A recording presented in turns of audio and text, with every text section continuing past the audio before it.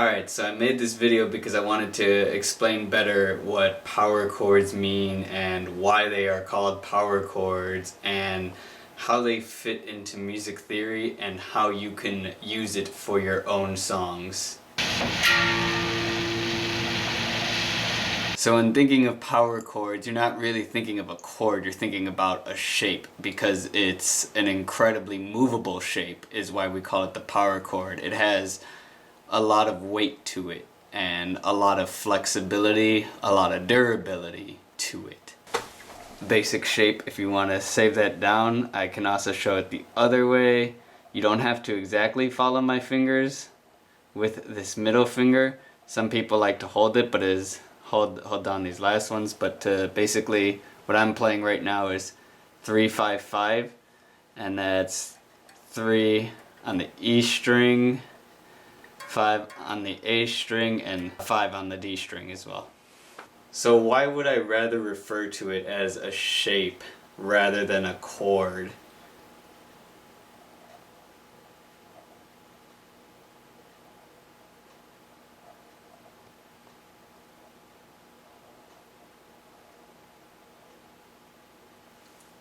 I kind of lost my train of thought.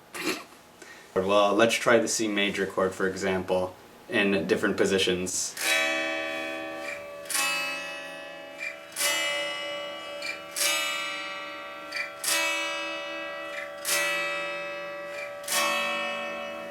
When we refer to a chord, we tend to think of 3 notes.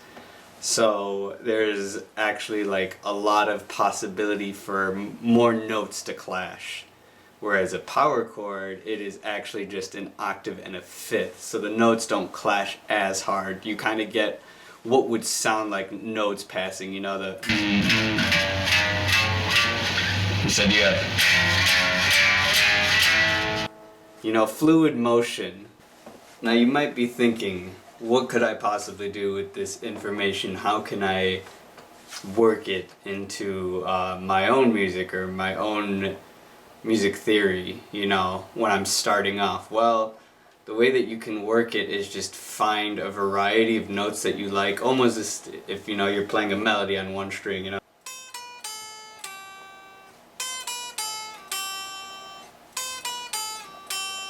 And say you want, you know, like a little bit of heavier sound to go right after that.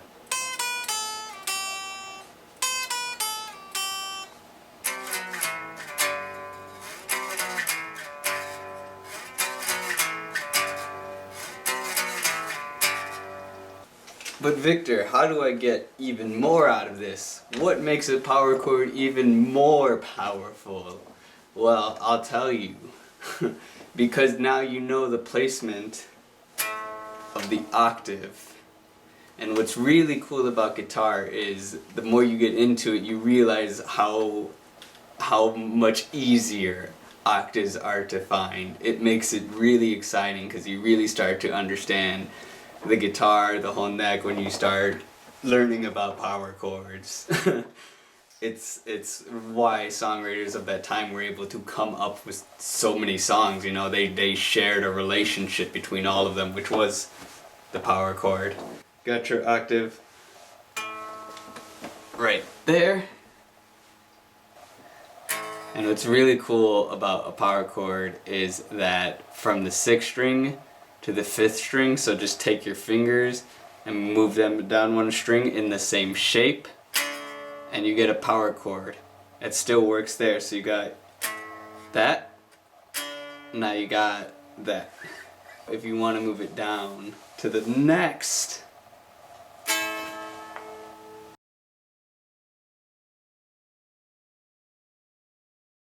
let's say you got a song that starts on the 5th fret and you want to go for octaves.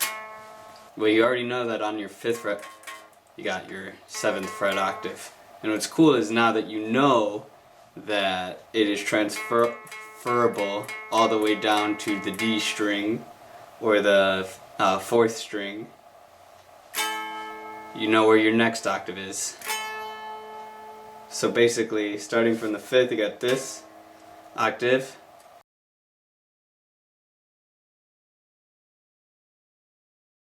this octave,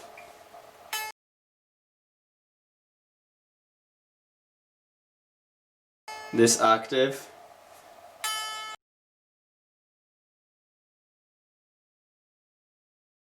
and that octave.